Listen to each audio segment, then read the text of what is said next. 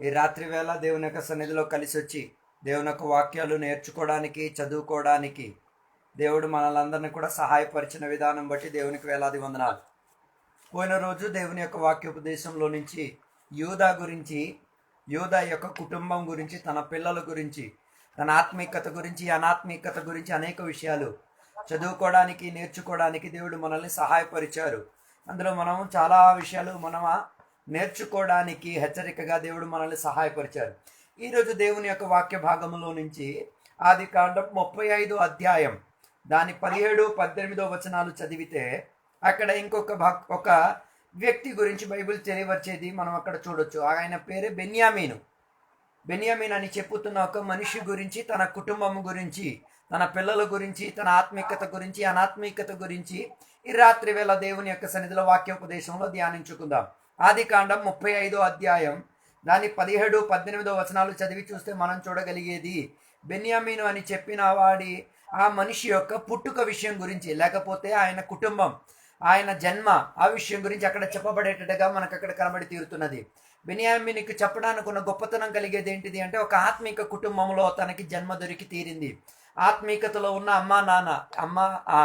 యాకోబుగా Bible మనకి చెప్తున్న నాన్నగా, అమ్మ గురించి బైబిల్ చెప్పేది చెప్పిన ఒక మాట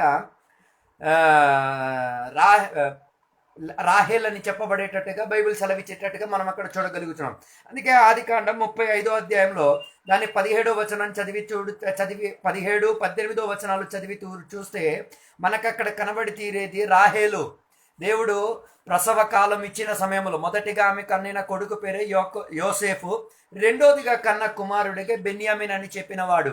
ఆయన పుట్టిన ఆ సమయంలో ఆమెకేం కలిగింది? విపరీత వేదన కలిగి ఆమె చనిపోయే ఒక పరిస్థితి జరిగినట్టుగా బైబిల్ అక్కడ చలవిచ్చుచున్నది. అందుకే ఆ చనిపోయిన సందర్భములో ఆమె చెప్పిన ఒక మాట బెన్యామీను అని చెప్పి ఆమె కుమారునికి పేరును పెట్టి, అంటే వేదనలో కనిన కుమారుడు, లేకపోతే నొప్పిలో ప్రసవించిన కుమారుడు అని చెప్పి పేరును పెట్టి ఆమె ఏం చేసింది? మరణించి తీరింది. అందుకే బెన్యామీన్ యొక్క పుట్టుక సమయంలో ఆయన తన తల్లి దగ్గర నుంచి వేర్పాటు చెందేటట్టుగా, తన తల్లి యొక్క మరణాన్ని కూడా చూడగలిగే ఒక విధానములోకి వెళ్ళేటట్టుగా తన జీవితం కలిగి తీరింది. అందుకే బెన్యామీన్ గురించి చెప్పుకోగలిగితే ఆయన యాకోబు యొక్క కుమారుడిగా ఏం చేశాడు? ఒక ఆత్మీక స్థితిగతిలో ఉండి పుట్టడానికి భాగ్యం ఇచ్చి తీరారు. కానీ చిలిపితనములోనే ఆయన తన తల్లిని ఏం చేసుకున్నాడు? కోల్పోయేటట్టుగా బైబిల్ చదివించుచున్నది. అందుకే ఒక విషయం తెలుసుకోవాల్సింది, బెన్యామీన్ యొక్క జీవిత స్థితిగతిలో తల్లిని కోల్పోవడము ఒక రీతిగా అది నష్టమైనా కూడా అది తన జీవితానికి మేలు కలిగేటట్టుగా మారి తీరింది. తల్లి చిన్నప్పుడే చనిపోవటం వలన యాకోబు అధికంగా బెన్యామీన్ని ప్రేమించి అధికంగా తన గురించి మనసును పెట్టుకునేటట్టుగా బైబిల్లో మనకి కనబడి తీరుచున్నది. అందుకే ఒక విషయం మనం తెలుసుకోగలుగుతాం, దేవుని యొక్క ఉద్దేశం, ప్రణాళిక ప్రకారంగా కొన్ని సందర్భాల్లో మరణాలు జరిగి తీరొచ్చు. అది దేవుని యొక్క బిడ్డల జీవితంలో కూడా జరిగి తీరొచ్చు, అన్యుల జీవితంలో కూడా జరిగి తీరొచ్చు. కానీ దేవుని యొక్క బిడ్డలుగా బెన్యామీన్కి గర్వించడానికి ఒక విధానం ఉన్నది. ఏంటిది అంటే, తన తల్లి చనిపోయినా కూడా తల్లి దగ్గర నుంచి దొరకాల్సిన ప్రేమ, వాత్సల్యము, నాన్న దగ్గర నుంచి దొరికే ఒక సౌభాగ్య స్థితిగతిని దేవుడు ఏం చేశారు? బెన్యామీన్ యొక్క జీవిత స్థితిగతిలో దేవుడు ఏర్పరిచి తీరారు. అందుకే దేవుని యొక్క బిడ్డలారా, ఆత్మీయతలో జీవించుచున్న మనం మన జీవితంలో జరుగుచున్న దాని గురించి మనం దిగులు పడాల్సిన పరిస్థితి లేదు. తగిన సమయంలో దేవుడు సహాయం చేసి పెట్టేవాడు. అనుకూలంగా ఏ రీతిగా బెన్యామీనుకు దేవుడు సహాయం చేసి పెట్టాడో, ఒక తల్లిలా ప్రేమించి వాత్సల్యం ఇచ్చే విధానము దొరకకపోయినా తండ్రి దగ్గర నుంచి దొరికే ఒక స్థితిగతి ఏం చేసింది? ఏర్పడి తీరినట్టుగా మనకి బైబిల్ కనిపించి తీరుతున్నది. అందుకే యాకోబు యొక్క బెన్యామీన్ యొక్క కుటుంబ జీవితం, లేకపోతే జన్మకాలము తల్లి లేకుండా, తల్లి యొక్క లోటును కూడా అనుభవించకుండా నాన్నతో ఉండి తీరడానికి ఉన్న భాగ్య స్థితిగతి దొరికి తీరింది. అందుకే యాకోబు యొక్క కుటుంబములో చిన్నవాడిగా, అందరికన్నా చిన్నగా ఉన్న కుమారునిగా జన్మను పొందుకు తీరడానికి బెన్యామీన్కి ఏం కలిగింది? జీవిత భాగ్యం దొరికి తీరింది. అందుకే యాకోబు ఎల్లప్పుడూ కూడా బెన్యామీన్ విషయంలో అధిక జాగ్రత్తను వహించుకుంటూ తన విషయంలో మనసును అధికం పెట్టేటట్టుగా బైబిల్లో మనకి కనబడి తీరుతున్నది. అందుకే బెన్యామీన్ని ఎక్కడ కూడా విడిచిపెట్టేవాడు కాదు. ఎల్లప్పుడూ బెన్యామీన్ని యాకోబు ఏం చేసి పెట్టేవాడంటే, ఆదరించుకొని, సహాయం చేసుకొని, అన్ని విధాల సదుపాయాలు చేసుకుంటూ వచ్చే ఒక ప్రణాళికను బెన్యామీను ఒక జీవిత స్థితిగతిలో మనకి కనబడి తీరుతున్నది. అందుకే ఆదికాండ 42వ అధ్యాయము 4వ వచనం నుంచి కిందకి చదివితే మనం చూడగలిగిన మాట, యాకోబు యొక్క నాయకత్వములో లేకపోతే యాకోబు యొక్క పరిపాలనలో బెన్యామిని ఎదుర్కొంటూ వచ్చే ఒక సౌభాగ్య స్థితిగతి దొరికి తీరింది. అందుకే అధికంగా యాకోబు బెన్యామిన్ని ప్రేమించేటట్టుగా లేకపోతే బెన్యామిన్ పట్ల మనస్తత్వాన్ని పెట్టుకునేటట్టుగా మనకు అక్కడ కనబడి తీరుతున్నది. అందుకే బెన్యామిన్ యొక్క జీవితంలో అంత గొప్ప భాగ్యం దొరికి తీరింది. ఒక మంచి నాన్న దగ్గర నుంచి ప్రేమలు, అధికంగా వాక్య భాగాలు, ఆత్మికతను నేర్చుకోవడానికి ఉన్న సౌభాగ్య స్థితిగతి దొరికి తీరింది. అందుకే బెన్యామిన్కి కలిగిన గొప్పతనం ఏంటిది అంటే చిలిపితనములో నుంచే నాన్న దగ్గర నుంచి ప్రోత్సాహం మాత్రం కాదు, ఆత్మికత మాత్రం కాదు, అన్ని విషయాలు నేర్చుకోవడానికి ఉన్న సమయం సందర్భం ఏర్పడి తీరింది. ఈ కాలంలో ఉన్న అనేక మంది దేవుని యొక్క పిల్లలు అమ్మా నాన్నలతో సమయం గడపడానికో, నాన్న దగ్గర నుంచి నేర్చుకోవడానికో, తల్లి దగ్గర నుంచి నేర్చుకోవడానికో మనస్తత్వం లేని యొక్క స్థితిగతుల్లోకి జీవితాలు మారిపోయి తీరినాయి. అందుకే బెన్యామిన్ దగ్గర నుంచి మనం నేర్చుకోగలిగిన గొప్ప విషయం ఏంటిది అంటే కుటుంబములో నుంచి అనేక విషయాలు నేర్చుకోవడానికి సమయం సందర్భాన్ని దేవుడు బెన్యామిన్ ఒక జీవితంలో ఏర్పరిచి తీరారు. అందుకే బెన్యామిన్ చిలిపితనములో ఇంట్లో ఉండి నాన్న దగ్గర నుంచి అనేక ఆత్మిక విషయాలు నేర్చుకొని అనేక విధానాలుగా ఆత్మీకతకు పనికొచ్చేవాడిగా తయారవ్వడానికి ఏమై తీరింది, నాన్న దగ్గర నుంచి మంచి పెంపకం పొందుకోగలిగాడు. అందుకే దేవుని యొక్క బిడ్డలారా, మనం కూడా బెన్యామిన్కి కలిగిన సౌభాగ్య స్థితిగతిని మన పిల్లలకు కూడా అప్పగించి తీరాలి.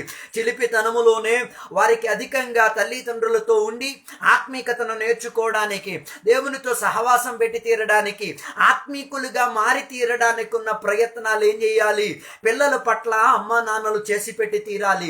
బెన్యామిన్కి దొరికే ఆ భాగ్య స్థితిగతిని, ఒక తల్లికి కలిగిన లోటును కూడా తెలియబరచకుండా, తల్లి కోల్పోయింది, చనిపోయింది అన్న వేదనను కూడా తెలియబరచకుండా పెంచుకు తీసుకొచ్చుచున్న ఒక మంచి నాన్నగా యాకోబును మనం చూడగలిగి తీరుతున్నాం. అందుకే రాత్రి వేళ బెన్యామిన్కి దొరికిన భాగ్య స్థితిగతిని మీ పిల్లలకు కూడా ఏం చేయాలి, దేవుని యొక్క బిడ్డలుగా మనం అప్పగించి తీరాలి. దేవుని యొక్క పిల్లలు చిలిపితనములోనే దేవునికి తెలిసేటట్టుగా, వాక్యాన్ని ఎరిగేటట్టుగా, దేవునితో అనుబంధం ఖాయం చేసుకునేటట్టుగా ఏం చేయాలి, మంచి కుటుంబ తరగతిని ఇచ్చే ఒక విధానం కలిగి ఉండి తీరాలి. అందుకే బెన్యామిన్కి దొరికిన శ్రేష్ఠ భాగ్యం లేకపోతే కృప అది, తల్లి యొక్క లోటును కూడా అనుభవించకుండా తండ్రి దగ్గర నుంచి ప్రేమను పొందుకొని ఆత్మీకతలో ఉండి తీరడానికి తనకేం కలిగింది, మనస్తత్వం కలిగి తీరింది. బెన్యామిన్కు కూడా అధికంగా ఇష్టం అనిపించేది నాన్నతో సమయం గడపడానికి, నాన్నతో ఉండి తీరడానికి, ఇంట్లో ఉండి ఉన్న విధానాలన్నీ నేర్చుకోవడానికి ఆయనకి ఏం కలిగింది, మనస్తత్వం కలిగింది. ఈ కాలములో ఉన్న అనేక మంది దేవుని యొక్క బిడ్డలకు వారి సొంత ఇంట్లో ఉండి అమ్మా నాన్న దగ్గర ఉండి సమయం గడపడానికో, వారి దగ్గర ఉండి అనేక విషయాలు నేర్చుకోవడానికి మనస్తత్వం లేని స్థితిగతుల్లోకి జీవితాలు మారిపోయి తీరుతున్నది. ఈ కాలంలో ఎలాగంటే ఒక అమ్మ నాన్నతో కలవాలంటే అపాయింట్మెంట్లు తీసుకోవాల్సిన పరిస్థితి వచ్చుతున్నది, ఫోన్లు చేసి కనుక్కోవాల్సిన పరిస్థితి వస్తున్నది, లేకపోతే మనుషులకు అడిగి తెలుసుకోవాల్సిన పరిస్థితి అయి తీరుతున్నది. అమ్మ నాన్న మా కొరకు ఉన్నారా లేదా, వారు మా కొరకు సమయం అప్పగించి తీరుతారా లేదా అన్న ప్రణాళికల్లోకి ఏమై తీరింది, జీవితాలు మారిపోయి తీరింది. అందుకే రాత్రి వేళ దేవుని యొక్క బిడ్డలకు నేను చెప్పే ఒక మాట, పిల్లలకు సమయం ఇచ్చి తీరాలి. అమ్మా నాన్న పిల్లలకు సమయం ఇచ్చి తీరాలి. పిల్లలు అమ్మా నాన్నతో సమయం గడిపి తీరాలి. అది నీ ఆత్మిక ఉన్నతికి, అది నీకు దేవునితో ఒక అనుబంధం కాయపరిచి తీరడానికి అదేం చేసి తీరొచ్చు, ఒక మంచి సౌభాగ్య స్థితిగతినిచ్చి తీరొచ్చు. అందుకే బెన్యామీను గొప్పగా గర్వంగా చెప్పుకోగలిగిన ఒక మాట ఏంటిది అంటే, మంచి యొక్క కుటుంబములో పుట్టి కుటుంబముతో ఆత్మీకతను నేర్చుకోవడానికి ఉన్న ప్రణాళిక దొరికి తీరింది. అందుకే ఈ కాలములో ఉన్న అనేక మంది దేవుని యొక్క బిడ్డలు పిల్లలకు ఇంట్లో దేవుని యొక్క వాక్యోపదేశం నేర్చుకోవడానికో, ఇంట్లో ఉండి దేవునితో ఉన్న అనుబంధాన్ని ఖాయం చేసుకోవడానికి అమ్మా నాన్నలు ఏం చేసుకోవట్లేదు, సమయం గడిపే ఒక ప్రయత్నాన్ని ఇచ్చి తీరట్లేదు. దానివల్ల పిల్లలు ఏమై తీరుతున్నారు, ఆత్మీకతలో తప్పిపోయి దేవుని దగ్గర నుంచి దూరం అయ్యే జీవించుచూ పోతున్న ఒక విధానమై తీరు అందుకే బెన్యామీన్ యొక్క జీవిత స్థితిగతిని నేర్చుకున్నప్పుడు దేవుని బిడ్డలుగా మన పిల్లలను ఏం చేయాలి, ఆత్మీయతలో తెచ్చి తీరడానికి ఉన్న ప్రయత్నాన్ని ఇంటి దగ్గర నుంచి ప్రారంభించుకు తీరాలి. ఇంటి దగ్గర నుంచి దానికి ఏం చేయాలి, ఆత్మీయతకు మంచి పునాది ఇచ్చి తీరాలి. అందుకే బెన్యామీనుకు కలిగిన శ్రేష్ఠ భాగ్యం ఇంటి దగ్గర నుంచి ఆయనకి ఏం చేసింది, ఆత్మీయతను నేర్చుకోవడానికి, ఆత్మీక సౌభాగ్య స్థితిగతులకి జీవించి తీరడానికి ఉన్న భాగ్యస్థితి తన జీవితంలో దొరికి తీరింది. అందుకే బెన్యామీన్ చిలిపితనములో నుండే ఆత్మీయతను నేర్చుకొని నాన్న దగ్గర నుంచి ఆత్మిక మర్మాలు నేర్చుకుంటూ, వాక్యం నేర్చుకుంటూ, దేవునితో అనుబంధం కలుపుకుంటూ తన ఆత్మిక స్థితిగతిని పెంచుకొని వచ్చే ఒక స్థితిగతి జరిగి తీరింది. కానీ అలాగా సంవత్సరాలు ఏం చేసింది, గతించిపోయింది. యాకోబు మిగతా పిల్లలందరికీ కూడా పనులోకి పంపించి మెండలను పశువులను మేపడానికి పంపించినప్పుడు బెన్యామీన్ మాత్రం ఎప్పుడూ కూడా యాకోబు ఏం చేసి పెట్టేవాడు కాదు, ఇంట్లో నుంచి పంపించేవాడు కాదు. ఎల్లప్పుడూ యాకోబు యొక్క కళ్ళు బెన్యామీన్ మీద ఉండి తీరేది. ఎల్లప్పుడూ యాకోబు బెన్యామీన్ ఏం చేసేవాడు తెలుసా, జాగ్రత్త పరిచి ఉంటే ఒక విధానం మనకేం చేస్తున్నది, బైబిల్ గ్రంథంలో కనిపించి తీరుతున్నది. అందుకే కరువు కాలం వచ్చిన సందర్భములో యాకోబు యొక్క పిల్లలందరూ కలిసి ఫరో దగ్గరికి వెళ్ళి, లేకపోతే యోసేపు దగ్గరికి వెళ్ళి ఆహార విధానాన్ని అడిగినప్పుడు యోసేపు ఒక మాట అని చెప్పాడు. ఏం చెప్పాడో తెలుసా, నీ ఇంట్లో ఉన్న ఆ చిన్న తమ్ముడిని ఏం చేయాలి, నా దగ్గరికి తీసుకురావాలి అని చెప్పినప్పుడు ఈ పిల్లలందరూ కూడా కలిసి వచ్చి నాన్న దగ్గరికి వచ్చి అడగడం జరిగింది. చిన్న కుమారుడిగా ఉన్న బెన్యామీన్ని పంపించండి, ఐగుప్త దేశంలో ఉన్న రాజుగారు ఆయనని కలవాలని, ఆయనని చూడాలని ఆశ చూపించి తీరుతున్నారు. అందుకే పంపించండి అని చెప్పినప్పుడు కూడా యాకోబు పంపించడానికి మనస్తత్వం చూపించటం లేదు. ఎందుకు యాకోబు అక్కడ మనస్తత్వం చూపించి తీరట్లేదంటే, బెన్యామీనుకు పైన యోసేపు అని చెప్పిన ఒక కొడుకుని ఏం చేసేశారు, ఏమై తీరిందో ఎవరికి తెలియలేని ఒక పరిస్థితిగా వెళ్ళి తీరింది. కాబట్టి యాకోబు బెన్యామీన్ని విడిచిపెట్టడానికి మనస్తత్వం కలగలేనట్టుగా మనకి కనబడి తీరుచున్నది. అందుకే అధికంగా ఏమై తీరుతున్నది, నాన్న సంరక్షణలో పెరిగే ఒక విధానం మనకి కనబడి తీరుతున్నది. అందుకే దేవుని యొక్క బిడ్డలుగా మన పిల్లలకు అమ్మ నాన్న సంరక్షణ కలిగేటట్టుగా ఉండి తీరాలి. ప్రార్థన ద్వారా వారికి సంరక్షణ ఇచ్చి తీరాలి. ఆత్మికత ద్వారా వారికి సంరక్షణ ఇచ్చి తీరాలి. క్షేమము కలిగే విధానంగా వారికి సంరక్షణ ఇచ్చి ఏం చేయాలి, దేవుని యొక్క బిడ్డలలో పిల్లలను పెంచుకు తీసుకురావాలి. పిల్లలకు ఏ హాని జరగకుండా వారికి ఏం చేయాలి, ఎల్లప్పుడూ కూడా సంరక్షించే ఒక విధానం కుటుంబం ఇచ్చి తీరాలి. అందుకే యాకోబు ఆ విషయంలో గొప్ప పని చేసి పెట్టాడు, బెన్యామీనుకి సంరక్షణ ఇచ్చి పెట్టాడు. కానీ చివరికి బెన్యామీనుకి పంపించే ఒక విధానం కూడా మనకి కనబడి తీరుతున్నది. కారణం ఏంటిది అంటే, కరువు కాలములో వారికి ఆహారం దొరికే విధానంగా బెన్యామీన్ని తన సహోదరులతో కలిపి పంపించే ఒక ప్రయాణ విధానాన్ని మనకేం చేయొచ్చు, ఆది కాండములో చదివితే మనకే కనబడి తీరుచున్నది.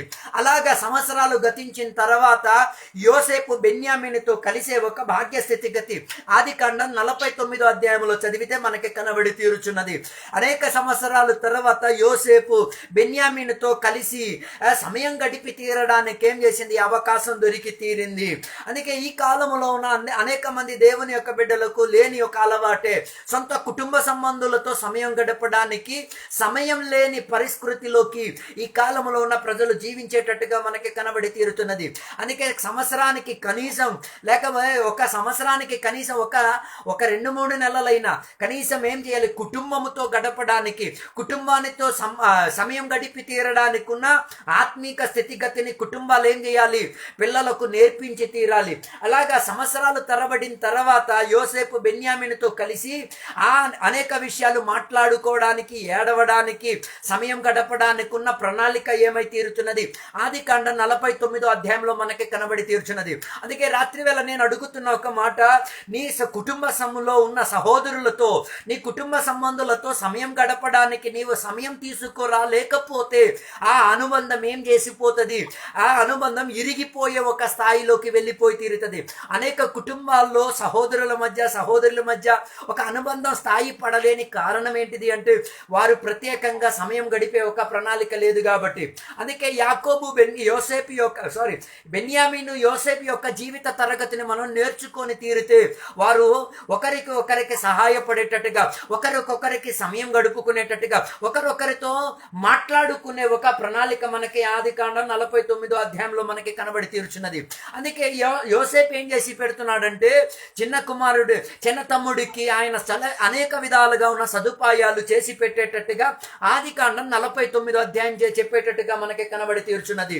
ఎందుకు బెన్యామీనికి సకల రీతి కలిగిన ఆశీర్వాదాలు ఇచ్చి ఆయనను సంరక్షణ పరిచిన కారణం ఏంటిది అంటే యోసేపు తన సహోదరునిగా ఉన్న బెన్యామీనికి అధిక విలువిచ్చివాడు, ఒక కుటుంబానికి చెందినవాడు, ఒక రక్తానికి పుట్టినవాడు, ఒక తల్లికి పుట్టినవాడు అనే చెప్పే ఆ ప్రాధాన్యత మీద తన సహోదరుడైన బెన్యామీను పట్ల అన్ని విధాల సదుపాయాలు చేసి పెట్టేవాడు. అందుకే రాత్రి వేళ దేవుని యొక్క బిడ్డలకు హెచ్చరిక ఇచ్చి చెప్పే ఒక మాట, నీ కుటుంబానికి నీ రక్త సంబంధులకు ఏం చేయాలి? విలువిచ్చే ఒక విధానం ఉండి తీరాలి.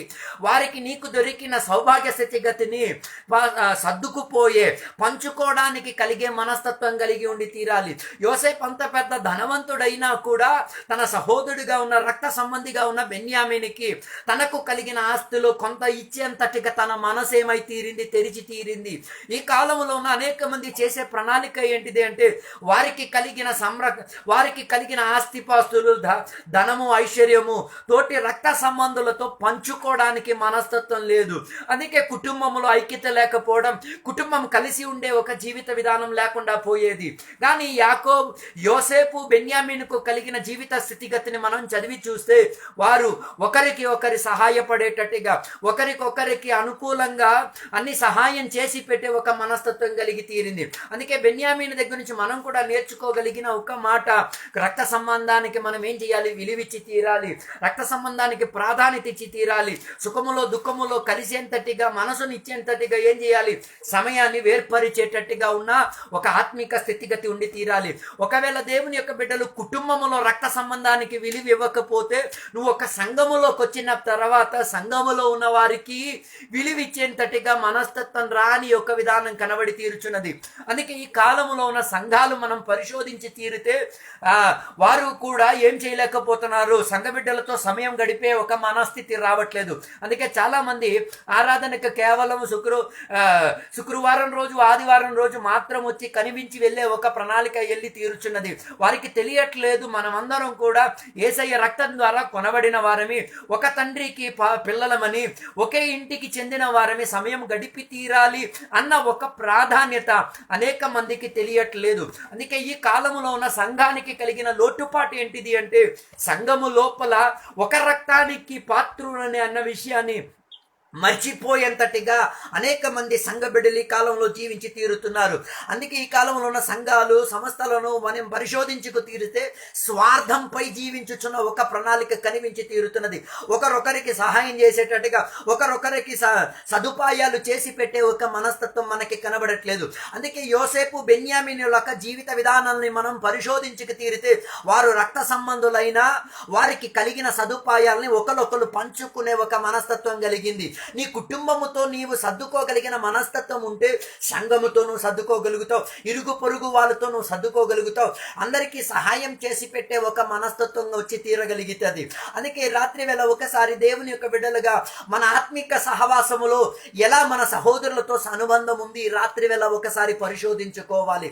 ఎంత మాత్రం తోటి సంఘస్థులతో సమయం గడిపి తీరడానికి, వారి జీవిత విధానాన్ని, వారి వేదనలను వారితో కలిసి కూర్చోడానికి ఎంత మాత్రం సమయాన్ని అప్పగించుకోగలుగుతున్నారు ఈ రాత్రి వేళ ఒకసారి పరిశోధించుకు తీరాలి. అనేక మంది దేవుని యొక్క బిడ్డలు సంఘముతో సమయం గడపడానికో, సంఘ బిడ్డలు నా తోటి సహోదరుడు, ఒక రక్తములో పాత్రులమే మేము, ఒకే ఇంటికిలో జీవించుచున్న వారం, ఒకే దేవునికి సేవించుచున్న వారమన్న మనస్థితి రాకుండా పోయే ఒక విధానములో జీవించి తీరుతున్నారు. అది ఆత్మీకత కాదు, అది అనాత్మికత అన్నది ఈ రాత్రి వేళ దేవుని యొక్క బిడ్డలు తెలుసుకు తీరాలి. అందుకే దేవుని బిడ్డలు బెన్యామీను యొక్క జీవిత స్థితిగతుల నుంచి నేర్చుకు తీరాల్సిన ఒక ప్రాధాన్యత కలిగిన మాట ఏంటిదంటే కుటుంబానికి మాత్రం కాదు విలువిచ్చి తీరాల్సింది, సంఘానికి కూడా విలువిచ్చి తీరాల్సింది, ఇరుగు పొరుగు వాళ్ళకి కూడా నువ్వేం చేయాలి? విలువిచ్చి తీరాల్సింది. దేవుడు నీకు ఆస్తులు సమృద్ధి ఇచ్చి తీరారా? దేవుడు నీకు అధికంగా పంటను విస్తారతను ఇచ్చి తీరారా? దాని అర్థం అది నీవు ఒంటరిగా స్వార్థంగా అనుభవించి తీరడానికి కాదు, అది అందరితో కుటుంబముతో పంచి తీరాలి.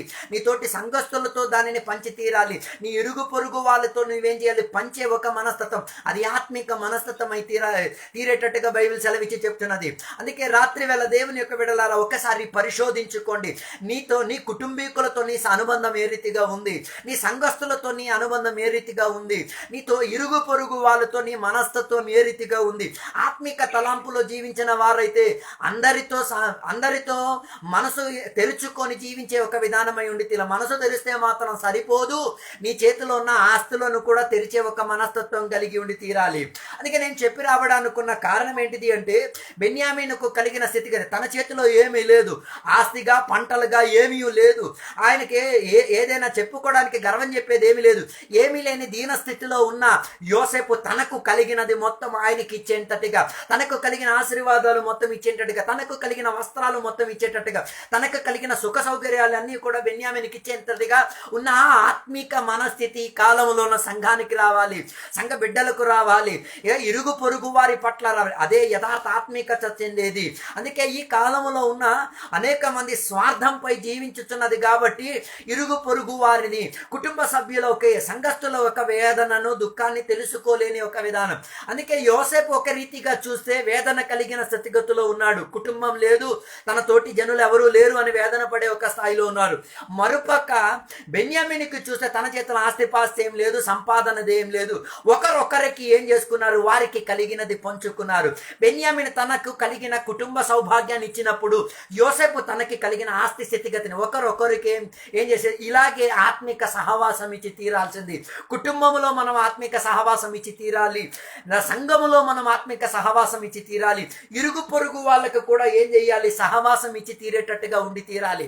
అందుకే రాత్రి వేళ దేవుని యొక్క బిడ్డలారా, బెన్యామీను యొక్క జీవితంలో నుంచి, యోసేపు యొక్క జీవితంలో నుంచి ఈ అలవాటును దేవుని యొక్క బిడ్డల ఆత్మికులుగా ఏం చేసుకోవాలి, ఎంచుకు తీరాలి. అందరికీ సహాయపరిచేటట్టుగా ఉన్న ఒక మనస్తత్వాన్ని దేవుని యొక్క బిడ్డలు ఏం చేయాలి, అలవాటు చేసుకొని జీవించడానికి ప్రయత్నం చేసుకు తీరాలి. అలాగా బెన్యామీను యొక్క జీవితంలో ఆత్మికత ఉంది కాబట్టి, ఆ కుటుంబానికి విలువిచ్చుచున్నవాడు కాబట్టి యోసేపుతో కలిసి సమయం గడిపి తీరడానుకున్న మనస్తత్వం ఆయనకి కలిగి తీరింది. అందుకే అలాంటి ఒక ఆత్మిక పరివేశాన్ని దేవుని యొక్క బిడ్డలు ఈ కాలములో, సంఘములో, దేవుని యొక్క సమాజములో ఏం చేయాలి, అలవాటు చేసుకునే ఒక ప్రణాళిక ఉండి తీరాలి. తర్వాత మనం బైబిల్ గ్రంథంలో బెన్యామీను గురించి మనం చదివేది ద్వితీయోపదేశ కాండం 33వ అధ్యాయంలో దాని 12-13 వచనాలు చదివితే మనం చూడగలిగేది, బెన్యామీనుకు మోషే ఆశీర్వదించినప్పుడు చెప్పిన మాట అక్కడ మనకి కనబడి తీరుచున్నది. అక్కడ చెప్పిన మాట ఏంటో తెలుసా, మోషే అందరికీ ఆశీర్వదించినప్పుడు బెన్యామీను గురించి చెప్పుతున్న ఒక మాట, దేవుని ద్వారా దీవింపబడిన వాడు, దేవుని ద్వారా సంరక్షణను పొందినవాడు, దేవుని యొక్క సంరక్షణలో, దేవుని యొక్క భుజములో ఆయన ఏం చేసుకున్నాడు, సంరక్షణ పొందుకునే ఒక ప్రవచన మాటలను ఏం చేశారు, బెన్యామీను పట్ల చెప్పబడి తీరింది. ఎందుకు మోషే బెన్యామీను గురించి, తన కుటుంబ విధానం గురించి, దేవుని యొక్క సంరక్షణలో ఉన్నవాడు అని చెప్పడానికి కారణం ఏంటిది అంటే, తనకు దేవునితో ఉన్న మంచి ఆత్మీక అనుబంధం, మంచిగా ఆత్మీకతలో ఎదుగుదల పొందుకొని జీవించొచ్చాడు కాబట్టి దేవుని యొక్క సంరక్షణను అనుభవించ తీరగలిగాడు. కుటుంబముతో తనకు మంచి సహవాసం ఉంది కాబట్టి దేవుని యొక్క సంరక్షణలో ఉండేంత ఒక భాగ్య స్థితిగతిని ఏం చేసుకోగలిగాడు, పొందుకు తీరగలిగాడు. అందుకే రాత్రి వేళ దేవుని యొక్క బిడ్డలకు కూడా హెచ్చరిక ఇచ్చి చెప్తున్నమాట, దేవుని యొక్క సంరక్షణ నీకు వచ్చి దొరికి తీరాలా, నీవేం చేయాలి, నీ కుటుంబములో నువ్వు ఐక్యత చెంది తీరాలి, నీ సంఘముతో నీవు ఐక్యత చెంది తీరాలి, నీ సమాజముతో నీవు ఐక్యత చెంది తీరాలి, అందరికీ ఆత్మీకతలో ఏం చేయాలి, ప్రోత్సహించేవాడిగా మారి తీరాలి. అలాగైతే దేవుని యొక్క సంరక్షణ ఖచ్చితంగా దొరికి తీరిద్ది. ఈ కాలంలో అనేక మంది దేవుని యొక్క బిడ్డలు దేవుని యొక్క సంరక్షణను అనుభవించలేకపోతున్నారు. కారణం ఏంటి, అందరితో మనసును తెరిచే ఒక విధానం లేదు, అందరికీ సహాయం చేసే ఒక మనస్తత్వం రావట్లేదు. అందుకే దేవుని యొక్క సంరక్షణను అనుభవించలేని ప్రణాళికలో జీవితాలు మారిపోయి తీరుతున్నది.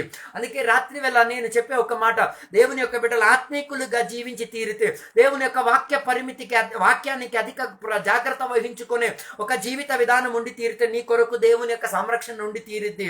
నీకు దేవుడు ఎల్లప్పుడూ సహాయం చేసి బిడ్డ, నీకే హాని వచ్చేంతటిగా దేవుడు ఏం చేయడు, అనుమతినిచ్చి తీరడు. అందుకే బెన్యామీను యొక్క జీవితం మొత్తం మనం చదివి తీరితే, ఆయన దేవుని యొక్క సంరక్షణలో, దేవుని యొక్క భద్రతలో, దేవుని యొక్క ప్రేమలో, దేవుని ద్వారా సహాయం పొందుకున్న ప్రణాళికలో జీవించడానికి కలిగే స్థితిగతిని ఏం చేశాడు, దేవుడు ఆయన కొరకు ఏర్పరిచి తీరారు. అందుకే రాత్రి వేళ దేవుని యొక్క బిడ్డలకు నేను హెచ్చరిక ఇచ్చి చెప్తున్న మాట, నీవు కూడా ఆత్మిక స్థితిగతిలోకి తిరిగిరా, ఆత్మికతకు ప్రాధాన్యతను వహించే ఒక జీవితానికి అలవాటు చేసుకో. దేవుని యొక్క సంరక్షణ నీకు ఉండి తీరుద్ది, దేవుని యొక్క ప్రేమను నీవు పొందుకు తీరుతావు. దేవుడు నీకు ఎల్లప్పుడూ సదుపాయం చేసి పెట్టేవాడిగా ఏం చేసుకోవచ్చు, మార్పు చెంది తీరొచ్చు. అందుకే ఈ రాత్రి వేళ బెన్యామీనుకు కలిగిన ఆత్మీక స్థితిగతుల్లోకి మనం కూడా వచ్చి తీరుద్దాం.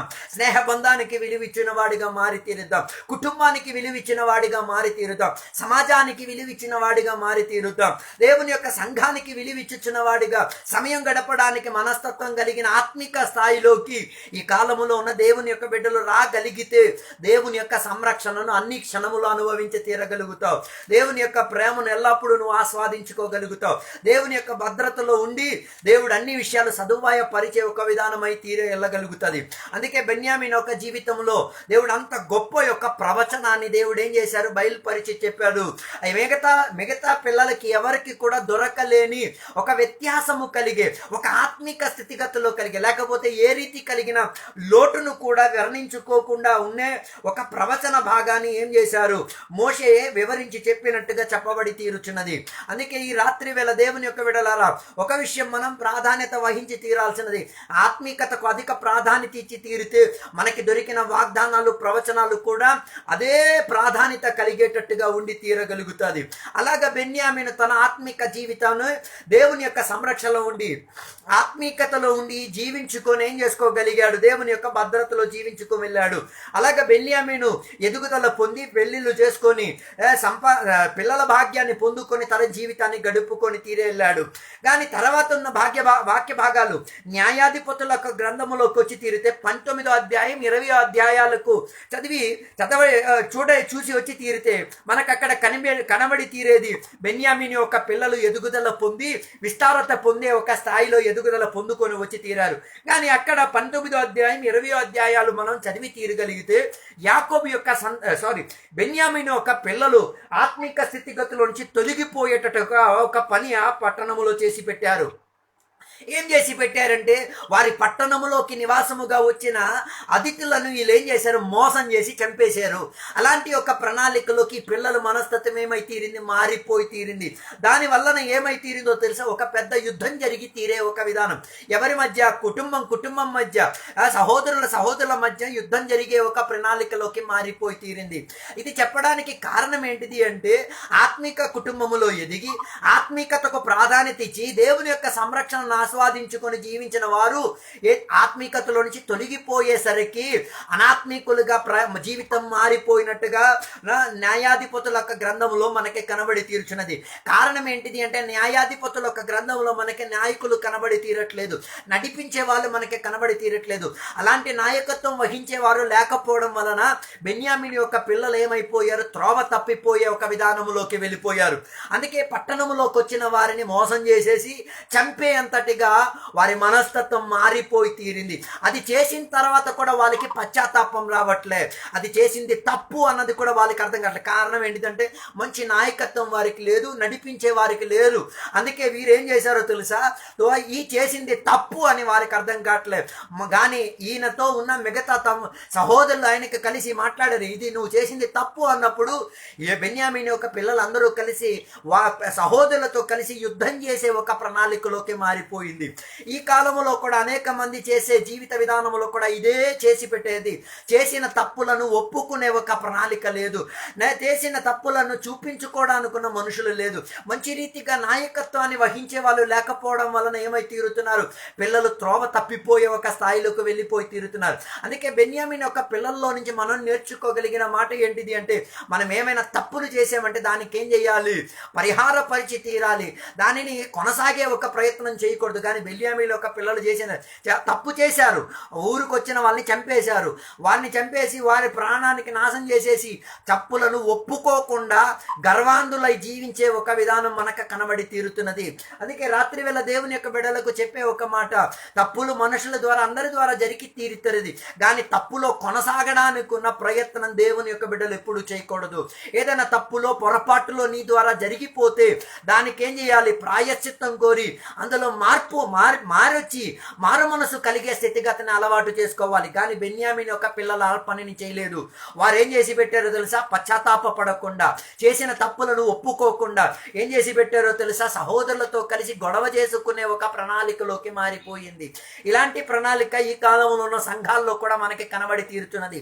చాలా మంది సంఘము లోపల చేసిన తప్పులను ఒప్పుకోకుండా, చేసిన పనులకు ప్రాయశ్చిత్తం కోరకుండా జీవించుకొచ్చి వారి మనస్తత్వం ఏమై తీరుతున్న సంఘములో ఎదిరించే వారిగా, సంఘములో పోటీ పడేవారిగా, సంఘములో తోటి సహోదరుడని కూడా లెక్కించలేకుండా, తోటి సహోదరుడు నా సహోదరుడే అని కూడా మనస్తత్వం కలగకుండా ఒక ప్రణాళికలోకి వారి ఆత్మిక స్థితిగతి దిగజారిపోతున్నది. అందుకే రాత్రి వేళ దేవుని యొక్క విడలారా, బెన్యామీన్ యొక్క పిల్లలకు జరిగిన లోటుపాటు మన జీవితంలో అలవాటు కాకుండా, మన జీవితంలో ప్రాధాన్యత వహించకుండా ఏం చేయాలి? ప్రయత్నం చేసుకు తీరాలి. తప్పులు ఏమైనా చేసి పెట్టుంటే దానిని ఏం చేయాలి? కప్పి పెట్టడానికి ప్రయత్నం చేయకుండా దానిని పరిహారపరచడానికి దేవుని యొక్క బిడ్డలు అలవాటు చేసుకోవాలి. కానీ న్యాయాధిపతుల యొక్క పుస్తకం 19-20 అధ్యాయాలు చదివి తీరగలిగితే వారు చేసిన పనికిరాని పనికి ఏమై తీరిందో తెలుసా? కుటుంబంలో ఐక్యత పోయింది. ఆత్మీకుల మధ్య ఉన్న సహవాసం ఏమై తీరింది? ఇరిగిపోయి తీరింది. అందుకే రాత్రి వేళ నేను చెప్పొచ్చే మాట, నీవు దేవునికి ప్రాధాన్యత ఇవ్వకుండా, నాయకత్వాన్ని కింద లోబడకుండా, దేవుని యొక్క వాక్య పరిమితిలో జీవించడానికి ప్రయత్నం చేసుకోకుండా వెళ్ళి తీరగలిగితే నీ జీవిత విధానం కూడా ఏమై తీరొచ్చు? ఐక్యత నష్టమయ్యే విధానం అయి తీరొచ్చు. సహవాసములో కలిసిమెలిసి ఉండే ఒక ప్రణాళిక ఉండలేని ఒక విధానం కావచ్చు.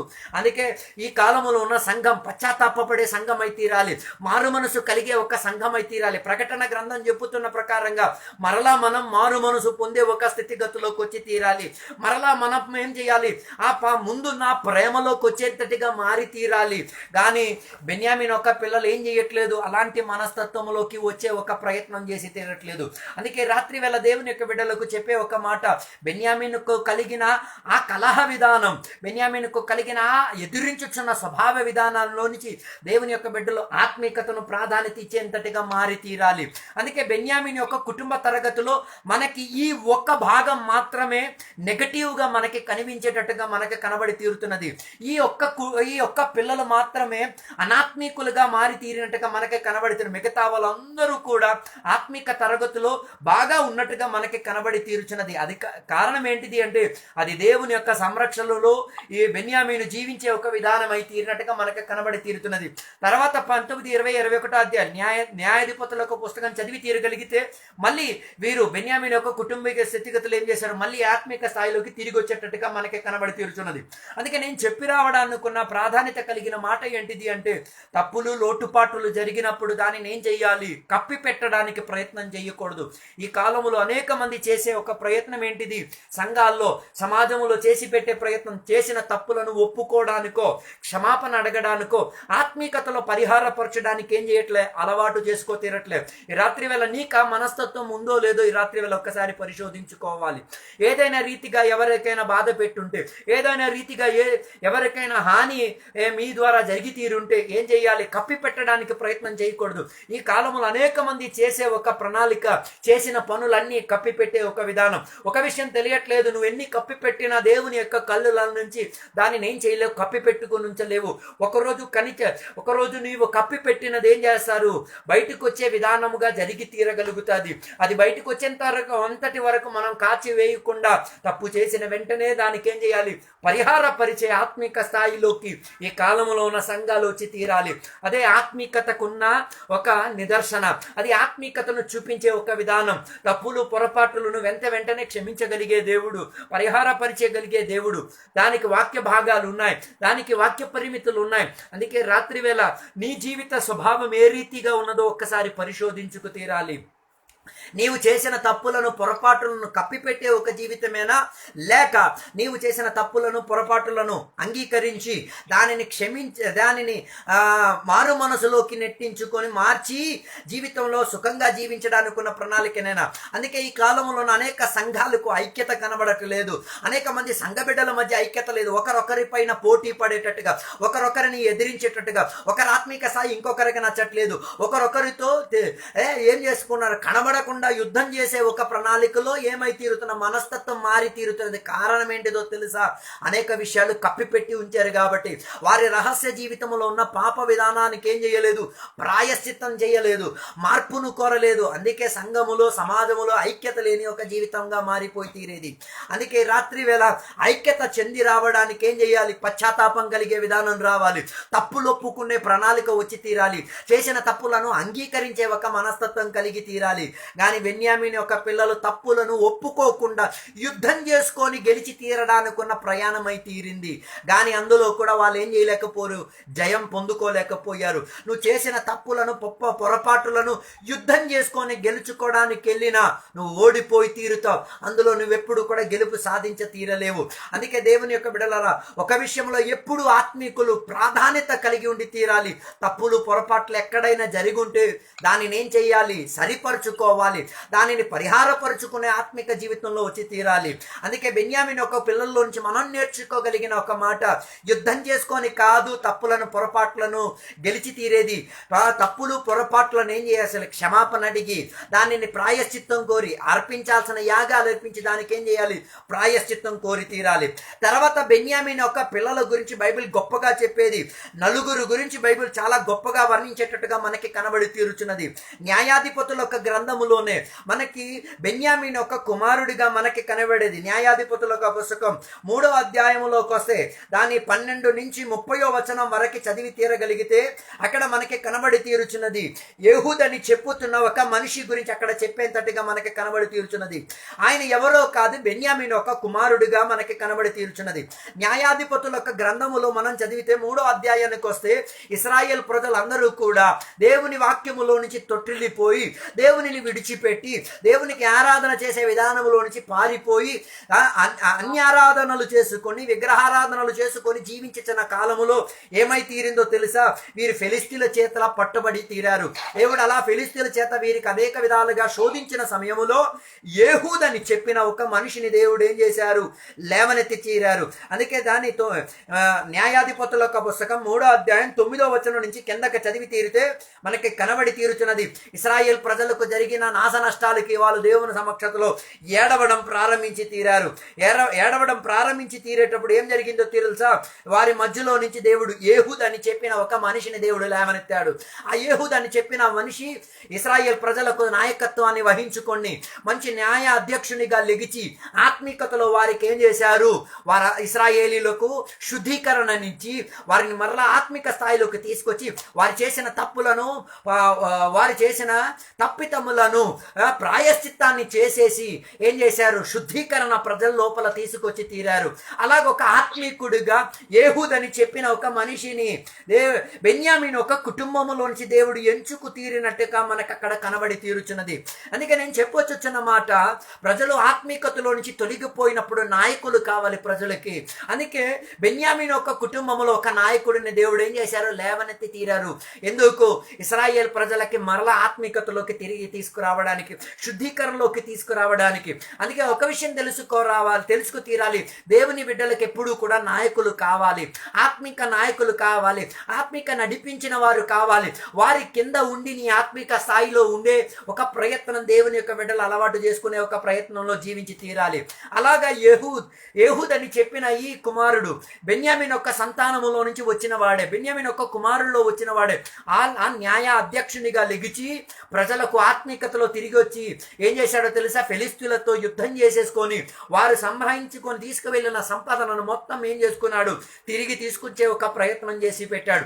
అందుకే ఈ రాత్రి వేళ ఇక్కడ కూడా దేవుని యొక్క బిడ్డలు చేసుకోవాల్సిన ఒక ప్రయత్నం, మనం ఆత్మీకులుగా అనేక మందికి ఆత్మిక నాయకత్వాన్ని వహించే వారిగా ఉండి తీరాల్సింది. ఆత్మిక నాయకత్వంలో చేసిన ప్రాధాన్యత కలిగిన పని ఏంటిది అంటే ప్రజలకు ఆత్మికతలో శుద్ధీకరణలోకి నడిపించి తీరాలి, ప్రజల యొక్క తప్పులను ప్రాయశ్చిత్తపరిచి తీరాలి, ప్రజలను దేవుని వశములోకి తీసుకొచ్చి తీరాలి, ప్రజలు దేవుని కొరకు జీవించే ఒక ప్రణాళికలను తెరిచిపెట్టి తీరాలి, ప్రజల కొరకు యుద్ధం చేసి పెట్టే ఒక ప్రణాళిక. శారీరక యుద్ధం గురించి కాదు నేను చెప్పేది, ఆత్మిక పోరాటం, ఆత్మిక యుద్ధం చేసి పెట్టే ఒక ప్రణాళికలు నాయకత్వంలో ఉన్న బిడ్డలు ఏం చేయాలి? చేసి పెట్టి తీరాలి. ఎలా యెహూదు బెన్యామీను ఒక కుటుంబంలో పుట్టి మిగతా పిల్లలు అందరూ ఉన్నా కూడా వారెవరూ కూడా యుద్ధం చేయడానికి మనస్తత్వాన్ని నాయకత్వాన్ని చూపించి తీరలేదు. కానీ ఈయనొక్కడు మాత్రం లెగిచి యుద్ధం చేసుకునే ఒక ప్రణాళికలోకి మారి తీరింది. దానివల్ల ఏమై తీరింది? ఇశ్రాయేల్ ప్రజలకు మళ్ళీ క్షేమం దొరికే ఒక విధానం దొరికి తీరింది. అందుకే నేను చెప్పి రావడానికి ప్రాధాన్యత కలిగిన ఒక మాట, మనం కూడా నాయకత్వం వహించే వారిగా మారాలి. మనం కూడా అనేకులను ఆత్మీయతలో శుద్ధీకరణలోకి తీసుకొచ్చే ఒక ప్రయత్నం చేయాలి. ఆ నాయకత్వంలో ఉన్న పదవిలోకి రావడానికి దేవుని యొక్క బిడ్డలు ఈ కాలంలో ఏం చేయాలి? ప్రయత్నం చేయాలి. నాయకత్వంలోకి వచ్చేది బలవంతంగా కాకూడదు. అదేం చేయాలి? దేవుని యొక్క నిర్ణయ ప్రకారంగా, దేవుని యొక్క ఆత్మ ప్రేరేపణ చెప్పిన ప్రకారంగా వచ్చేంత. ఈ కాలంలో అనేక మంది నాయకులు లెగిచారు. వారికి తల ఉండదు, తోక ఉండదు. వారు చేసే ప్రయత్నం ఏంటిదంటే, వారికి నెత్తి మీద ఎక్కిన పిచ్చి ఏంటిది? నేను నాయకుడు అయిపోవాలి. నీవు సొంతంగా నాయకుడైతే ఎప్పుడూ కూడా ప్రజల్ని ఆత్మీయతలో నడిపించలేవు. నీవు నాయకుడు అయ్యావంటే, నాయకుడు అవ్వాలన్న ఒక ప్రణాళికలో ఉంటే దేవుడు తగిన సమయంలో దేవుడు ఎంచుకు తీరుతాడు. ఏహూదు ఆయన మాటగా లెగిచి వచ్చి నాయకత్వం వహించలే. దేవుడు ఆయనను ఎంచుకొని ప్రణాళిక ఇచ్చి వేర్పరిచిన తర్వాత, సలహా ఇచ్చిన తర్వాత ఆయన నాయకత్వంలో వచ్చే ఒక ప్రణాళిక. ఈ కాలంలో అనేక మంది దొంగ నాయకులు లెగిచేటట్టుగా మనకి కనబడుతున్నది. దేవుని ద్వారా పంపించకుండా, సంఘం దానికి అనుమతినివ్వకుండా, సంఘ పరిమితిలో దానికి ఒక సూచనను చూపించకుండా అనేక మంది దొంగ నాయకులు లెగిచేటట్టుగా మనకి కనబడి తీరుచున్నది. అందుకే చాలా మంది వారే గర్వాంధులై, లేకపోతే ఏదో సాధించేసేస్తానని చెప్పేసే విధానములోకి నాయకత్వం వహించి తీరగలిగి వెళ్ళిపోతున్నారు. దాని వలన సంఘానికో క్షేమం లేదు, ఆత్మీకులయ్యే ఒక ప్రయత్నము లేదు, ప్రజలకు శుద్ధీకరణ జరిగే విధానం కనబడి తీరట్లేదు. అందుకే ఒక విషయం జాగ్రత్త పడిచి తీరాలి. నీవు నాయకత్వం చెయ్యాలి, మంచిదే. కానీ సంఘానికి అదేం చెయ్యాలి? దేవుడు తెలియపరిచి తీరాలి. నీ ఆత్మీక స్వజనులకు దానిని బయలుపరిచి తీరాలి. దేవుని యొక్క అంగీకరణను పొందుకొనే ఏం చేయాలి? నాయకత్వం వహించి తీరాలి. అలాంటి యొక్క ప్రణాళిక వచ్చి తీరగలిగితే ప్రజలకు శుద్ధీకరణ వస్తుంది, పాపం గురించి అవగాహన కలిగిద్ది, వారి కొరకు యుద్ధం చేసే ఒక ప్రయత్నం ఉండి తీరిద్ది, వారిని ఆత్మీయతలో నడిపించే ఒక విధానం కలిగి ఉండి తీరిద్ది. కానీ మంచి నాయకత్వములో కలిగిన వారు దేవుని ద్వారా పంపించి, దేవుని ద్వారా అంగీకరణ పొందుకునే ఒక స్థాయిలో ఉన్న నాయకత్వం ఏం చేయాలి? లెగిచి తీరాల్సింది. అందుకే ఈ కాలంలో ఉన్న సంఘాలను మనం పరిశోధించుకు తీరితే, దేవుడు పంపించనిది, దేవుని ద్వారా అంగీకరణ పొందుకోలేని అనేక మంది నాయకులు దొంగసాటుగా సంఘములో నుంచి లెగిచేటట్టుగా మనకి కనబడి తీరుచున్నది. అలాంటి నాయకులు లెగిచినా కూడా సంఘానికి రూపాయి సహాయం ఉండదు. ఎవరికి ఆత్మీయతలో ఒక మేలు కలిగే ఒక స్థితిగతి ఉండదు. ఎవరు కూడా వాక్య పరిమితిలోకి దేవుని దగ్గరికి తిరిగి వచ్చే ఒక విధానం మనకి కనబడలేని ఒక నాయకత్వ విధానం, ఒక సంఘ విధానం ఏమై తీరదు? మారిపోయి తీరుదు. అందుకే రాత్రి వేళ దేవుని యొక్క బిడ్డలు అతి జాగ్రత్త వాహించే ఒక విధానం అయి ఉండి తీరాలి. నాయకత్వం అందరూ చేయడానికి సిద్ధపాటు కలిగి ఉండి తీరాలి. కానీ దేవుని యొక్క అంగీకరణ పొందుకొని, దేవుడు పంపించిన సమయంలో, దేవుడు లేవనెత్తిన సమయం వరకు ఆగే ఒక మనస్తత్వం కావాలి. అందుకే రాత్రి వేళ దేవుని యొక్క బిడ్డలారా, నీకు దేవుడు పరిచర్యను ఇచ్చారా? దేవుడు నీకు ఆత్మీకలను నడిపించడానికి ఉన్న విధానం ఇచ్చారు. ఆగండి. దానికి తగిన సమయంలో దేవుడు నిన్ను ఏం చేస్తారు? లేవనెత్తి తీర్చారు. అందుకే ఈ బెన్యామీను ఒక కుమారుల్లో నుంచి ఏహూదు అని చెప్పిన ఈ మనిషిని ప్రాధాన్యతగా మనం వహించి తీరొచ్చు. ఆయనకు మటం ఆయన లెగిచి రాలేదు. దేవుడు అనుమతి ఇచ్చి పంపించిన సమయం వరకు ఆగి తీరి ఆయన ఇశ్రాయేల్ ప్రజల కొరకు నడిపించే నాయకత్వంలోకి నడిచినట్టుగా మనకి కనబడి తీరుచున్నది. అలాగే ఇశ్రాయేల్ ప్రజలకు సంరక్షణ ఇచ్చి తీరాడు. రెండోదిగా మనకి బెన్యామీను ఒక కుమారుల్లో రెండోదిగా మనకి కనబడేది, రాజుల కాలంలో మనకి కనబడేది దేవుని యొక్క దాసుడిగా ఉన్న షౌలుగా మనకి కనిపించి తీరుతున్నది. అది మొదటి సమూయేలు ఒక గ్రంథంలో చదివితే దాని 9వ అధ్యాయానికి వచ్చినప్పుడు దాని 15, 16, 17, 27 వచనం వరకు చదివి తీరగలిగితే మనకు అక్కడ కనబడి తీరుచున్నది. బెన్యామీను గోత్రములో నుంచి దేవుడు షౌలని చెప్పిన ఒక కుమారుని దేవుడు ఏం చేసుకున్నారు? ఎంచుకొని నాయకత్వం వహించడానికి, రాజునిగా ఉన్న పాత్రలోకి నడిపించడానికి దేవుడు ఏర్పరిచినట్టుగా మనకు అక్కడ కనబడి తీరుచున్నది. ఆయన సొంతంగా రాజుగా వచ్చే ఒక ప్రయత్నం చేయలేదు. దేవుడు వెతికి తనని ఏం చేశారు? పరిచర్యలోకి తీసుకొచ్చినట్టుగా మనకు కనబడి తీరుచున్నది. అందుకే నేను చెప్పి రావడానికి ఉన్న ప్రాధాన్యత కలిగిన మాట, షౌలును దేవుడు వెతికెళ్ళారా తప్ప షౌలు నాయకత్వాన్ని వెతుక్కుంటూ వెళ్ళాలి. దేవుడు నాయకుడిని వెతుక్కొని వెళ్ళారు.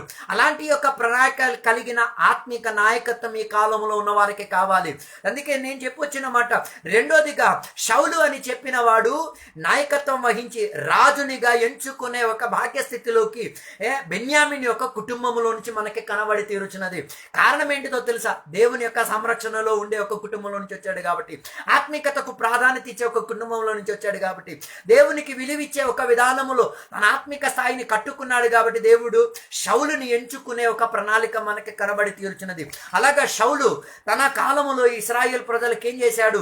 నాయకత్వాన్ని వహించి యుద్ధం చేసేసి ఆ ప్రజలకు ఆత్మిక స్థాయిలోకి నడిపించి తీరాడు. కానీ షౌలు యొక్క జీవితం తర్వాత ఉన్న స్థాయిలోకి మనం చూస్తే దురాత్మ పొంది దేవునికి విడిచిపెట్టి ఆత్మిక స్థాయిని వదులుకొని వెళ్ళే ఒక జీవిత విధానం మనకి కనబడి తీర్చున్నది.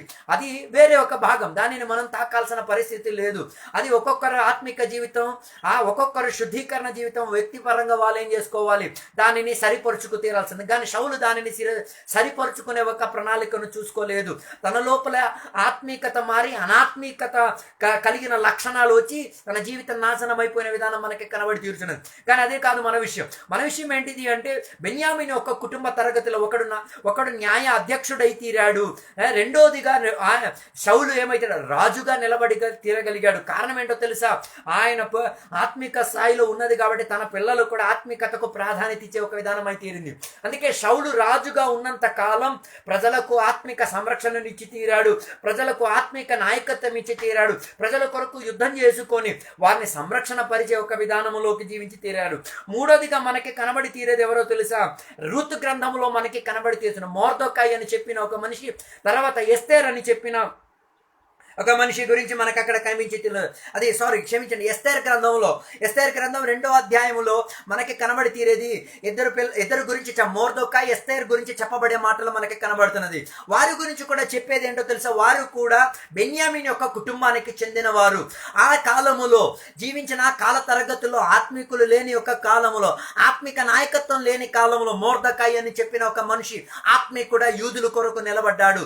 దేవుని యొక్క వాక్యాన్ని హత్తుకొని దేవుని యొక్క వాక్య పరిమితికి ప్రాధాన్యత ఇచ్చుకునే ఒక జీవిత విధానములో మనకి ఎస్తేర్ గ్రంథంలో మనకి కనబడి తీరుచున్నది. అందుకే ఎస్తేర్ గ్రంథంలో మనకి కనబడేది ఎస్తేరు తర్వాత మొర్దెకై అని ఈ చెప్పిన వీళ్ళిద్దరూ కూడా బెన్యామీను యొక్క కుటుంబములో చెందిన వారు. వారు ఆత్మీకతకు విలువిచ్చి ప్రార్థన చేసి ఉపవాసం చేసి కన్నీరు కార్చి వారి ప్రజలను ఆత్మీకతలో నిలబెట్టడానికి ప్రయత్నం చేసి పెట్టారు. అలాగా వారు ఏం చేశారో తెలుసా? యూదులందరికీ కూడా సంరక్షణ ఇచ్చి పెట్టారు. ఆ మొర్దెకై ఎస్తేరు జీవించిన కాలములో హామాన్ అని చెప్పిన వాడు శత్రువుగా లెగిసి వచ్చినా కూడా, అనేక మంది యూదులకు ప్రాణ నష్టాన్ని ఇచ్చి పెట్టినా కూడా వారి మధ్యలో దేవుని యొక్క సంరక్షణను మొర్దెకై ఎస్తేరు తీరగలిగారు. అందుకే నేను చెప్పొచ్చిన మాట, ఇలాగ నలుగురు నాయకులు ఏం చేసుకోబెట్టారు? ఆత్మిక స్థాయిలో దేవుడు బెన్యామీను యొక్క కుటుంబంలోంచి దేవుడు లేవనెత్తి తీరగలిగారు. అందుకే నేను చెప్పొచ్చిన మాట, నీ ఆత్మిక స్థితిగతిని నీవు ఏం చేయొచ్చు? నీ పిల్లలకు అప్పగించి తీరగలిగితే వారిని కూడా నాయకత్వంలో నిలబెట్టి తీరొచ్చు. అందుకే యెహూదు యొక్క జీవితం చదివిన, షౌలు యొక్క జీవితం చదివిన, మొర్దెకై యొక్క జీవితం చదివిన, ఎస్తేర్ యొక్క జీవితం చదివిన వీరు వారి తండ్రికి కలిగిన అదే ఆత్మిక స్థాయిలో ఉండి ప్రజలకు మేలు కలిగించేటట్టుగా, ప్రజలకు ఆత్మికతలోకి నడిపించేటట్టుగా, ప్రజలకు దేవునితో జత కలిపే ఒక విధానం ఏర్పరిచినట్టుగా, ప్రజలకు శుద్ధీకరణలోకి విలువిచ్చేటట్టుగా, ప్రజలకి ఆత్మిక ఐక్యతలో ఉండి తీరాలన్న విషయం ప్రాధాన్యపరిచేటట్టుగా వీరి నాయకత్వంలో మనకి కనబడి తీరుచున్నది. అందుకే రాత్రి వేళ నేను అడిగే ఒక మాట, బెన్యామీను యొక్క కుటుంబానికి ఆ పిల్లలకు అంత మాత్రం ఆత్మిక ప్రాధాన్యత వచ్చేంతటిగా కనబడి తీరుచున్నది. అందుకే రాత్రి వేళ దేవుని యొక్క బిడ్డలకు అడిగే ఒక మాట, నీ కుటుంబ విషయం గురించి నువ్వు ఆలోచించావా? నీ పిల్లల యొక్క భవిష్యత్తు గురించి నువ్వు ఎప్పుడైనా ఆలోచించా? వారి ఆత్మిక తరగతులు ఉండి తీరుతారా? వారి ఆత్మికత నాయకత్వం వహించే వారిగా మారి తీరుతారా? వారి ఆత్మిక పరిచర్య చేసి పెట్టే వారిగా ఉండి తీరుతారా? ఈ రాత్రి వేళ ఒకసారి పరిశోధనలో నీ జీవితాన్ని ఏం చేయాలి? అప్పగించుకు తీరాలి. నీ పిల్లలను చదివించుచున్నావు, బాగానే ఉంది. వారికి ఉద్యోగం కొరకు పనులు చేసి పెట్టుతున్నావు, బాగానే ఉంది. కానీ వారు నీవు మరణించిన వారు ఆత్మికులుగా జీవించి తీరుతారన్న ఒక విశ్వాసమో నిరీక్షణ నీకు ఉందా? వారు ఆత్మిక సంఘానికి నడిపించే వారుగా ఉండి తీరుతారు. ప్రజలకు దేవుని దగ్గరికి వచ్చేవారిగా మారి తీరుతారా?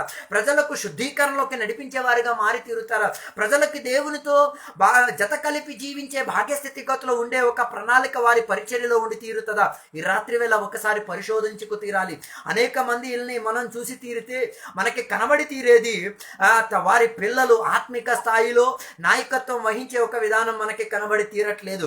అందుకే ఈ నలుగురు మనుషుల్లో నుంచి మనం నేర్చుకోగలిగిన విధానం, బెన్యామీను ఒక కుటుంబ తరగతి ఏం చేసింది, ఆత్మిక నాయకత్వాన్ని ఇచ్చి తీరేటట్టుగా మనకి కనబడి తీరుతున్నది. చివరిగా మనకి కనిపించేది కొత్త నిబంధనకు వచ్చినప్పుడు పౌలు అని చెప్పిన ఒక మనిషి, ఆయన కూడా బెన్యామీను గోత్రానికి చెందినవాడు అనే విషయం రోమా పత్రిక 11వ అధ్యాయం 1వ వచనంలో చెప్తున్నది. ఫిలిప్పియా గ్రంథం 3వ అధ్యాయం 4, 5వ వచనాల్లో కూడా బెన్యామీను కూడా ఏమని చెప్పేది, పౌలు కూడా బెన్యామీను యొక్క కుటుంబంలో పుట్టినవాడు, బెన్యామీను యొక్క కుటుంబ తరగతిలో జీవించినవాడు. ఆయన కూడా ఏం చేశాడు, సంఘాన్ని నడిపించేవాడిగా, సంఘం కొరకు ప్రయాసపడేవాడిగా, ప్రార్థనలో యుద్ధం చేసి పెట్టేవాడిగా, ఆత్మికుల నిమిత్తం వారి తప్పిపోతున్న విధానం చూసి పెట్టేటప్పుడు పత్రికలు రాసి వారి కొరకు కన్నీరు కాచి తిరిగి సంపాదించుకోవడానికి ఆత్మిక నాయకత్వంలో ఉండి ప్రయత్నం చేసి పెట్టేట్టుగా కూడా మనకి కనబడి తీరుచున్నది. పౌలు గురించి చూస్తే ఆయనకు ఒక సంఘ పరిచర్య ఏం లేదు, సంఘములో పాస్టర్గా లేరు, కానీ ఆయన ప్రతి సంఘానికి పత్రికలు రాసి పెట్టేవాడు. ప్రతి సంఘ బిడ్డలకు ఏం చేసి పెట్టాడు, ఆత్మికతలో నుంచి తొలగిపోకుండా ఆత్మికతలో ఉండి తీరడానికి ప్రయత్నం చేసి పెట్టి తీరాడు. అలాగా ప్రజలకు శుద్ధీకరణలో దేవుని దగ్గరకు వచ్చి ఐక్యత పడేటట్టుగా, ఆత్మికతకు ప్రాధాన్యత ఇచ్చేటట్టుగా ఉన్న ఒక పరిచర్య విధానాన్ని పౌలు ఏం చేస్తూ అంగీకరించి తీరాడు. పౌలు యొక్క సేవా పరిచర్యను అనేక మంది సేవకులు అంగీకరించేవారు కాదు, అనేక మంది విశ్వాసాలు అంగీకరించేవారు కాదు, కానీ తన పరిచర్యను ఆయన తన ప్రజల కొరకు, తన ప్రజల యొక్క సంరక్షణ కొరకు, తన ప్రజల యొక్క ఆత్మికత కొరకు అప్పగించి తీరినట్టుగా మనకి కనబడి తీరుచున్నది. అందుకే నేను చెప్పొచ్చున్న మాట, ఈ బెన్యామీను యొక్క కుటుంబ తరగతిని మొత్తం చదివి తీరితే అనేక మంది ఆత్మికులు పుట్టుకొచ్చి నాయకత్వం వహించుకొని సంఘానికి, సమాజానికి, ప్రజలకు ఆత్మికతలో నిలబెట్టే ఒక స్థితిగతి మనకి కనబడి తీరుచున్నది. అలాగైతే ఈ రాత్రి వేళ మనం కూడా ఆలోచించి తీరాలి, నీ ఆత్మిక స్థితిగతి ఎలాగుందో ఒకసారి పరిశోధించుకు తీరాలి, నీ కుటుంబ ఆత్మిక స్థితి ఎంత మాత్రం ఉందో ఒకసారి పరిశోధించుకు తీరాలి. లేక ఈ రాత్రి వేళ నీ కుటుంబ స్థితిగతి తారుమారుగా ఉన్న స్థితిగతిలో ఉండి తీరితే ఈ రాత్రి వేళ దేవుని సన్నిధిలో పశ్చాత్తాపడు, నీవు ఒప్పుకో, నీవు చేసిన లోటుపాట్లను, తప్పులను అంగీకరించి తీరు, నీ కుటుంబాన్ని తిరిగి కట్టుకో. అందుకే రాత్రి వేళ దేవుని యొక్క బిడ్డలకు హెచ్చరిక ఇచ్చి చెప్పుచున్న ఒక మాట, బెన్యామీను తన కుటుంబాన్ని చక్కబెట్టుకున్నాడు. బెన్యామీను దేవుని యొక్క సంరక్షణలో జీవించడానికి ప్రయత్నం చేసి పెట్టాడు. అందుకే బెన్యామీనుకు మోషే చెప్పిన అదే వాగ్దానం తన పిల్లల జీవితంలో కూడా ఏం చేసింది, వాగ్దానంగా మారి తీరింది. బెన్యామీనుకు దేవుడు చెప్పిన వాగ్దానం, దేవుని యొక్క సంరక్షణలో ఉండి తీరుతావు, దేవుని యొక్క ప్రేమ ఆస్వాదించిన వాడిగా మారి తీరుతావు, దేవుని దగ్గర నుంచి మేలు పొందుకునే యొక్క స్థాయిలో ఉండి తీరుతావు. అలాగే తన పిల్లల జీవితంలో కూడా అదేం చేసింది, వ్యాపరించి వెళ్ళగలిగింది. అందుకే రాత్రి వేళ దేవుని యొక్క బిడ్డలారా, బెన్యామీను యొక్క జీవితం నుంచి మనకి నేర్చుకోగలిగే ఒక విధానం ఏంటిది అంటే, ఆత్మికతతో ఉంటేనే ఆత్మిక నాయకత్వంలోకి మనం రాగలిగేది. మనం ఆత్మికతతో ఉంటే, మనం ఆత్మిక నాయకత్వంలో ఉంటే మన పిల్లలు కూడా ఆత్మికతలో ఉండి ఆత్మిక నాయకత్వంలోకి వచ్చేంతటిగా దేవుడు వారికి ఏం చేస్తారు, అవకాశం ఇచ్చి తీరగలుగుతారు. అందుకే రాత్రి వేళ మనం తయారవుదాం, ఆత్మికత కొరకు ప్రయాసపడేవారిగా మారుదాం, మన కుటుంబాన్ని చక్కబెట్టేవారిగా మారుదాం. మన సంఘాలు నాశనమైపోతున్నాయి, మన సమాజం నాశనములోకి వెళ్ళిపోయి తీరుతున్నది. అందుకే మనం చేసే ప్రయత్నాలు పౌలులాగా మనం నిలబడదాం, శౌలులాగా మనం నిలబడదాం, మోర్దెకాయిలాగా నిలబడదాం, ఎస్తేరు లాగా మనం నిలబడదాం, ఏహూదులాగా మనం నిలబడదాం. ప్రజలు అంగీకరించలేకపోయినా దేవుని యొక్క అంగీకరణ పొందేంతటి వరకు మనం ఏం చేద్దాం, నిలబడి ఉండి తీరుద్దాం. మన దేశాన్ని సంరక్షించుకుందాం, సంఘాన్ని సంరక్షించుకుందాం, దేవుని దగ్గరికి ప్రజలు తీసుకొచ్చి తీరుదాం. అందుకే బెన్యామీనుకు కలిగిన అదే ఆత్మిక స్వభావ తరగతి ఈ కాలంలోనే దేవుని యొక్క బిడ్డలు కూడా అలవాటు చేసుకోవాలి. అందుకే రాత్రి వేళ ప్రార్థన చేసుకునే ముందు ఒక విషయాన్ని నీ జీవితంలో ఆలోచించి తీరాలి. బెన్యామీను దేవుని దగ్గరికి అనేక మందిని తీసుకొచ్చినట్టుగా నువ్వు అనేక మందిని తీసుకొస్తున్నావా? బెన్యామీను తన సంఘాన్ని ఆత్మికతలో సంరక్షణ పరిచేటట్టుగా నీవు నీ సంఘాన్ని ఆత్మికతలో సంరక్షణ పరుస్తున్నావా?